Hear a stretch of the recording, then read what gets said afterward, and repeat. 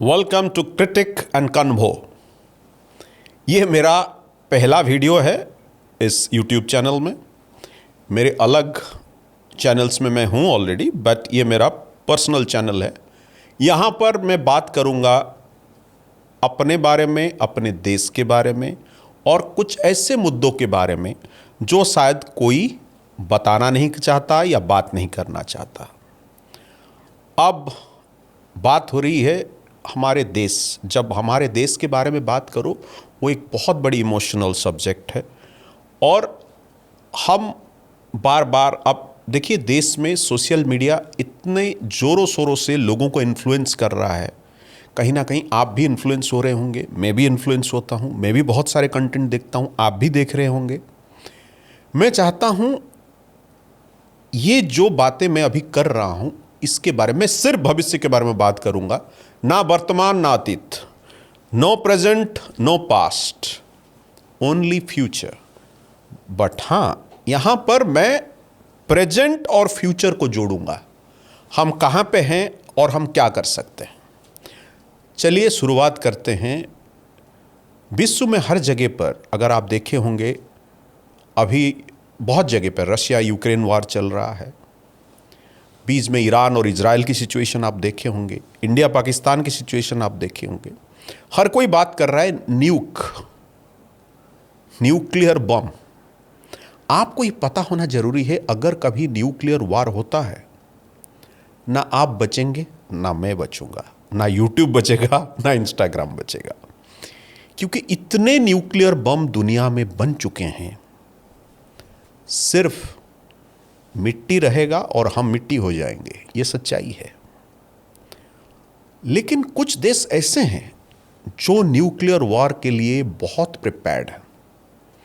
उसमें रसिया सबसे आगे हैं, न्यूजीलैंड है और बहुत सारे कंट्री हैं जो अभी से प्रिपेयर हैं। अगर कल को कभी वार हो जाए तो अपने आप को बचा सकते हैं। हमारा देश बहुत ही घनी आबादी वाला देश है।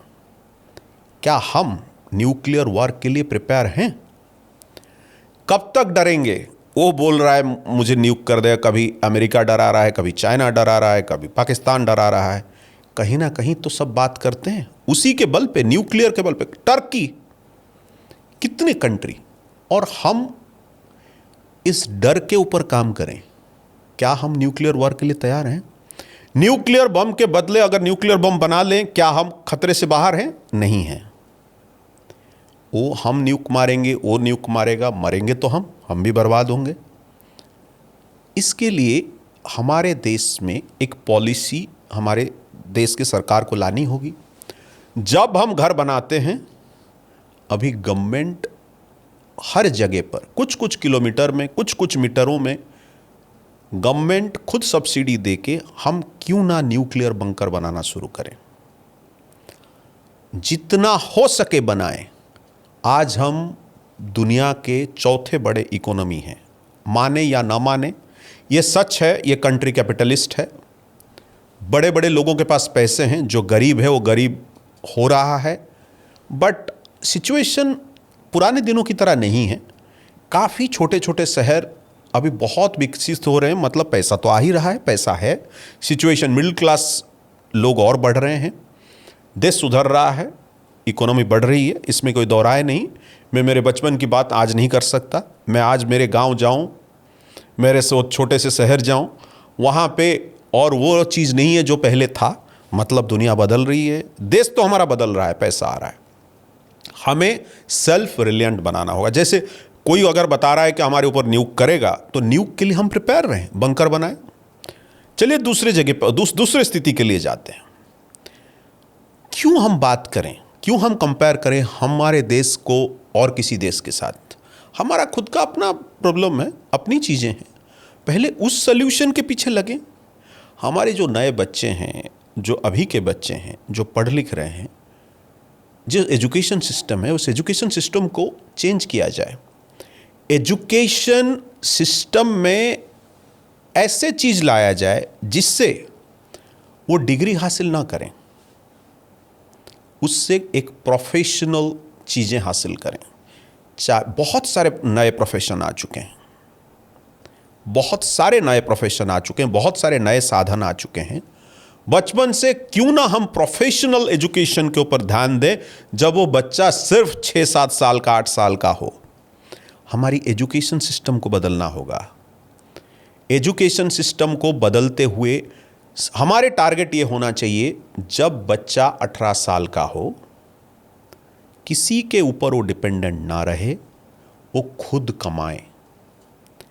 अब बातें हो रही है, काफ़ी सारे अपॉर्चुनिटी हैं जो बाहर के लोगों को, हम सर्विस ओरिएंटेड हैं, मैन्युफैक्चरिंग की लोग बात करते हैं, चाइना के मैन्युफैक्चरिंग की चीज़ों को हम उठा लेंगे, कर लेंगे।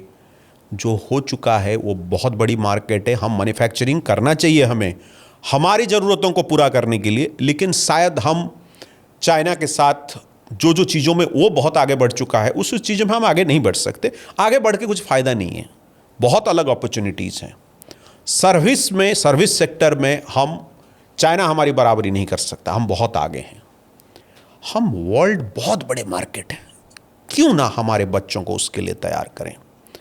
आज मैं ये बोल के मुझे तो दुख लगता है कि भाई इतनी बड़ी कंट्री है, इतनी बड़ी आबादी है, लेकिन जब हम हमारे लिए कोई बंदों को रिक्रूट करने के लिए जाते हैं, 1000 लोगों को छानो तो एक बंदा एलिजिबल पाया जाता है।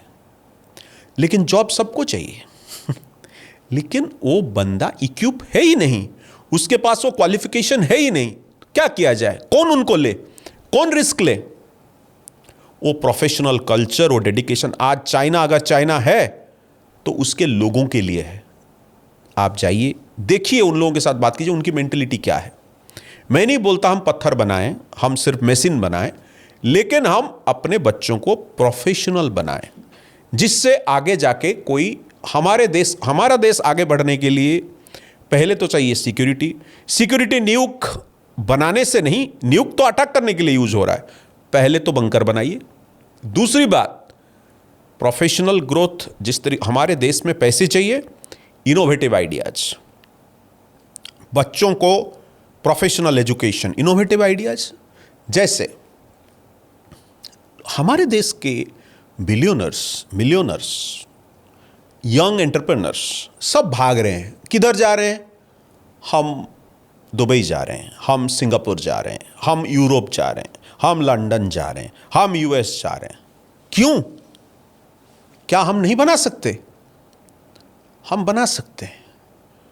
हमारे पास इतने सारे आइलैंड पड़े हुए हैं, लक्षद्वीप के पास 30-30 आइलैंड पड़ी हुई है, बहुत सारे छोटे छोटे स्टेट हैं, सुंदर सुंदर जगह है, उसको डेवलप किया जाए, उसमें ज़बरदस्त एडमिनिस्ट्रेशन किया जाए, अलग सिक्योरिटी मेजर्स लिया जाए, दूसरे देशों को, लोगों को अट्रैक्ट किया जाए, वहाँ पे आएंगे, इन्वेस्टमेंट करेंगे। अगर उस जोन को आप फ्री जोन घोषित करें, वहाँ पे आप टैक्स फ्री इनकम के बारे में बात करें, टैक्स फ्री जोन डिक्लेयर करें, अम्यूजमेंट जोन डिक्लेयर करें, नई चीज़ें। सब लोग अभी बोल रहे हैं कि अब देखिए, कुछ कुछ कंट्री हैं जिनकी इकोनॉमी आज के डेट में सिर्फ फिनटेक के ऊपर चल रहा है। फाइनेंशियल, साइप्रस का एग्जांपल ले रहा हूँ, वहाँ पे क्या क्या है उनकी इकोनॉमी के ऊपर थोड़ा ध्यान दीजिए। सबसे ज़्यादा बहुत सारे कंपनियाँ, बड़े बड़े फाइनेंस कंपनी उधर बैठे हुए हैं, फॉरेक्स कंपनी बैठे हुए हैं, ब्रोकरेज कंपनी बैठे हुए हैं, क्रिप्टो कंपनीज बैठे हुए हैं। क्यों? क्या हो रहा है? जब वहाँ पे कोई बैठता है, लाइसेंस लेता है, तो पैसा तो गवर्नमेंट को मिलता ही मिलता है। आपके नज़दीक कंट्री दुबई देख लीजिए, दिन को लाखों में कंपनी बनती है और एक कंपनी बनाने का 10 लाख रुपया लेते हैं। हम कितना लेते हैं? 30,000, 40,000। ठीक है, हमारे देश के बंद, मैं आपको एग्जांपल बताता हूं। लोग बोलते हैं दुबई टैक्स फ्री, मैं बोलता हूं टैक्स फ्री है लेकिन फ्री नहीं है, यह ध्यान रहे। टैक्स फ्री है लेकिन फ्री नहीं है, हर चीज का प्रीमियम देना पड़ता है, हर चीज की फाइन देनी पड़ती है। आप टैक्स फ्री, आप, मैं एक एग्जांपल देता हूं। एक बंदे ने कंपनी बनाई, कंपनी बनाने के लिए सिर्फ 10 लाख रुपया खर्चा हो गया दुबई में, 5 लाख, 6 लाख, 7 लाख रुपया, अलग अलग कंपनी। अब चलिए आप छोटा कर देता हूँ, 50%, 5 लाख से 10 लाख। हाँ यार, इधर तो 30,000 में बनता है। ये 5-6 लाख रुपया जो है वो तो देता भी नहीं, उतना टैक्स जो है यहां पर देता ही नहीं इंडिया में, ये समझा कीजिए। तो अगर हर दिन इतनी कंपनी बनेगी, कितनी पैसे आएगी? टैक्स की जरूरत ही नहीं है अगर हम फ्री जोन खोल के बैठे, उस फ्री जोन में अगर टैक्स ना लें। बहुत तरीके हैं पैसा कमाने की। तो ये मेरा पहला पॉडकास्ट है, मैंने जस्ट अभी राग छेड़ा है, कुछ चीज़ों के बारे में बात किया है। चलिए मिलते हैं नेक्स्ट एपिसोड में, और बहुत सारी इंपॉर्टेंट चीज़ें हैं जिसके बारे में हम डिस्कशन करेंगे, सिर्फ हमारे देश के बारे में और हमारे भविष्य के बारे में। कोई अतीत के बारे में यहाँ पर मैं डिस्कशन नहीं करूँगा। धन्यवाद।